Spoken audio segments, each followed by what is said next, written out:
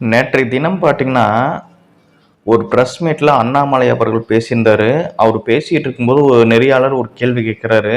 என்ன கேள்வின்னா, என்டிஏ கூட்டணியிலிருந்து இப்போ 2 பேர் வந்து விலகிட்டாங்க தமிழ்நாட்ல. ஸோ இத பத்தின உங்களுடைய ஒப்பீனியன் என்ன?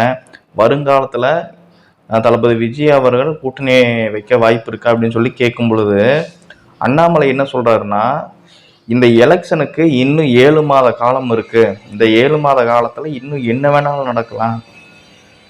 தளபதி விஜய் அவர்கள் இப்பதான் அரசியலுக்கு வந்திருக்காரு. ஸோ அவர் அரசியல் வந்ததுக்கு அப்புறம் இப்போ அரசியல் களம் வந்து சூடு பிடிச்சிருக்கு. ஸோ இன்னுமே வந்து இன்னும் இன்ட்ரெஸ்டிங்காக இருக்கும். தளபதி விஜய் அவர்களால் இனி வரக்கூடிய மாதங்கள் எல்லாமே இன்னும் இன்ட்ரெஸ்டாக இருக்கும். ஏன்னா தளபதி விஜய் அவர்கள் இப்போ தன்னுடைய முதல் சுற்றுப்பயணத்தை ஆரம்பிச்சிட்டாரு. ஸோ இதுக்கப்புறம் அரசியல் களத்தில் வெவ்வேறு மாற்றங்கள் வரலாம், நிறைய மாற்றங்கள் வரலாம்.